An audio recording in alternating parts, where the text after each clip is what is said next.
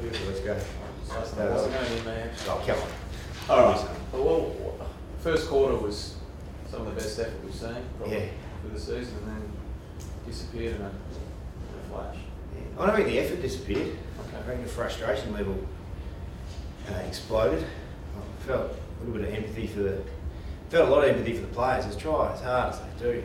I think the Pies have had 24 shots at goal, direct result of us turning the footy over.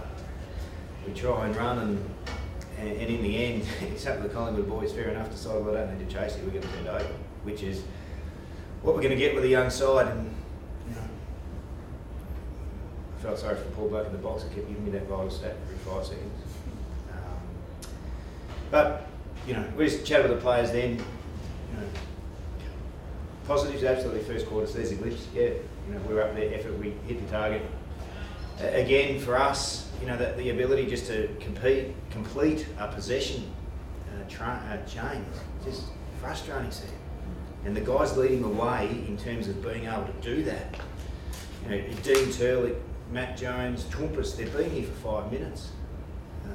You know, I suppose the positive is that there's the glimpse into the future. We talked about that. You know, we thought that you know, Watts' aggression at the ball, if that's what Jack Watts is going to bring to the table, well, yeah, he's getting there, Watts, I think. But yeah, you know, just some hard work that a lot of the boys just under pressure give it back too easily, and you know, that's got to be the focus. And then, you know, we're young and developing, but the frustrating thing, it's the young new boys that are leading the way. Is that a concern? That's obviously a concern on this young guys are leading the way. Depends which way you look at it. And when you're a developing team, when I stop being so frustrated and be tense, that's the positive. Like, we know that the boys that wandered through the door in November that Todd chose, they're the ones that are leading the way. So great confidence in the new recruiting department to pick out the players that are going to pick up the club and go forward. So that's an exciting part. But right today, when we see guys that have been around for a while, keep handballing the ball back to Collingwood defend well, we know all that, they've been doing it for years.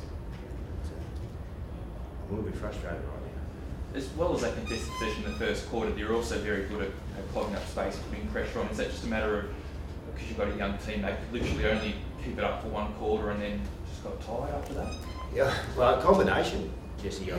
Like I said before, that we took off and we had the ball, and when you turn it over, you finish up working twice as hard. I'm sure that's where sometimes you've got to be realistic when you pick up the GPS report. I'm sure our GPS report's probably a little bit up on Collingwood, but we're victims of our own skill errors.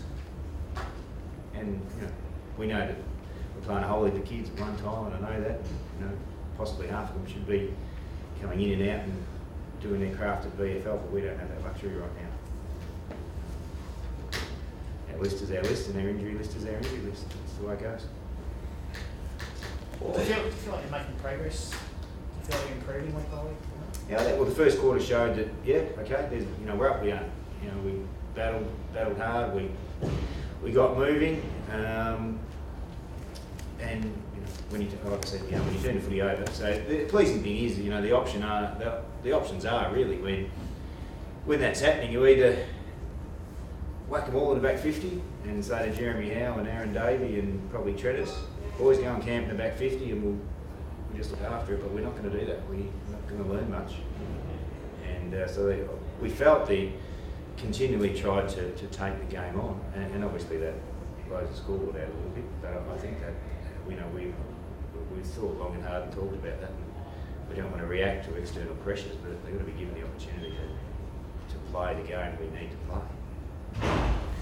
Turnovers and the skill areas that you talk about with, not naming names, but some of the more experienced players. I mean, is there anywhere to go with those guys? I mean, as you say, if they're still making mistakes, is it just a bad day? Is it a recurring theme? And if well, Sam, it's a recurring theme. We just got to work our way through it. And like I said to you, our player list right now is our player list, and we know that we turned 14 players over at the end of last year, and Todd brought in mainly kids and a couple of the older ones to soak up some game time.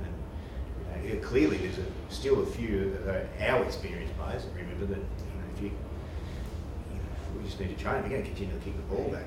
We've got a couple of other boys at the VFL that probably could play, but then we have to sit around and say, well, if we're playing with 13 guys under 50, do we play with 17 guys under 50, and how does that look? So they'll be the discussions that we have. How's Chris Dawes, So rolled his ankle, high ankle sprain. It's a bit of a buzz injury, I suppose. I'll go and sit up in the stand with Mitch and James Frawley, I suppose. He's scanned tomorrow. We'll see how we go. But that's footy. What was the rationale in prioritising side-bottom tag in the first quarter, and you still think it was the right call even though Swan and Canterbury are broken up to 30 plus? Yeah, well, the rationale is that having coached both those boys, we could have tagged either one of those. They would have had 35, Jesse. Absolutely, no question. So the rationale was in the first quarter that the best thing for Cole Sylvia and Jeremy Howe and Jonesy was to take them on at quarter time. That was all right.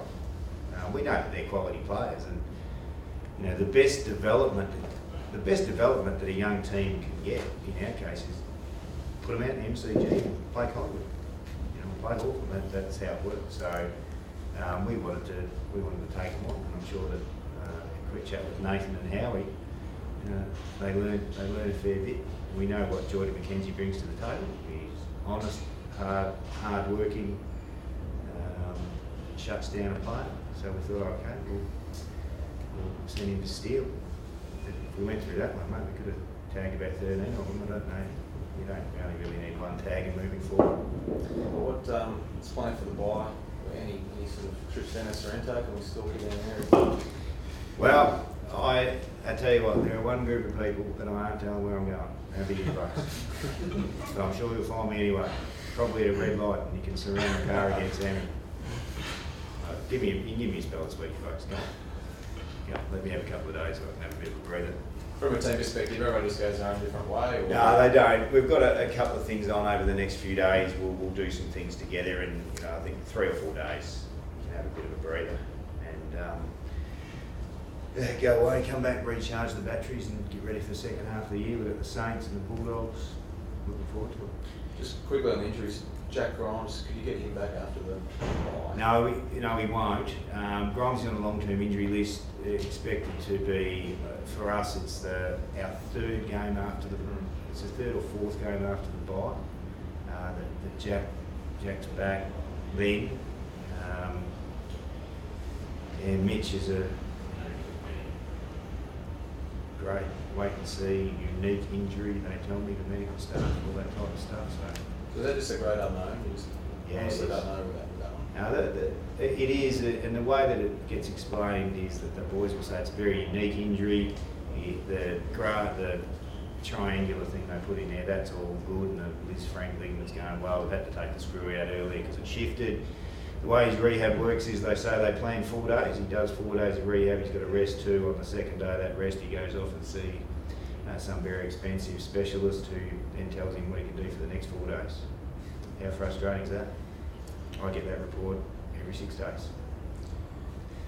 So if Mitch plays, I'll give you a headline. If Mitch plays another game for the rest of the year, I'll be really pleased. It's that bad? Well, it's that unknown. Yeah. We want him to get up.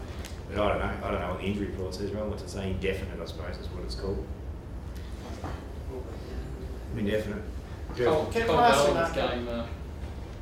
Cole Garland? He's going alright, isn't he?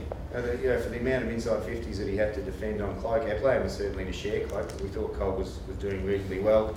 And again, wouldn't matter who you put on Trav at the top of the goal square, 1 out. He's reasonably large and he's reasonably talented. I thought Cole did pretty well, mate. Like he had a few marks, but he took a handful inside 50. He's leading the way really well, Cole. And just last look back in that first quarter, where does that rank for quarters this year? In terms of, is that one of the most you've been happy with? Yeah, probably. Yeah, absolutely. We're happy with the intent, he's the ball, where to go. Jones ran a half back, Tui ran a half back. Dawsey presented. see, that's where we're headed. Mark, can I just ask, when you talk about sort of, the skill areas is something a recurring theme, the injuries, you're sort of shaking your head saying, sort of, here we go again, is that the media attention, the same sort of thing? I mean, do you feel kind of worn down by the whole scenario? Oh, no. Those external things only impact you if you let them. But yeah, we've got different roles. You guys analyse, and it's fair enough. Sorry. Weekly, in joke, sorry. Week to week, whereas we're saying, this is long term, no short fix. There's just, we wanted to play a certain way. We've got young boys, just go for it. Sorry. That's where we're at. Just one more. Just one more. Go on, I'm nearly on holidays for a couple of days. Right, I'll give you one more. Come on. The second half of the year, I mean, can we realistically expect, you've won 1 out of 11 in the first half, being beat by 10 goals or more in 8 of those, can we really expect something markedly different from that in the second half of the year, or is it long term you can't really? Well, we're going to keep pushing forward, and as you guys, if you wanted to highlight the first quarter, that's the way we want to play. So let's keep pushing forward, see who's up for it. We've got some boys that, as Sammy pointed out, do we bring in another few kids from Casey and give them some games in the second half of the year if they're earning it? And what do we do with a couple of the older guys that keep turning the ball over? We'll work through that. We've got a manner in which we want to play, and we want to get more games into Jones and Turley, provided that they keep up the run and the effort. And, Jack White's, like I said, if he can play like that, and a couple of others, some tools is all right. So get them out there and give them games on the MCG and type of stuff. All right. Thanks, everybody. Thank you.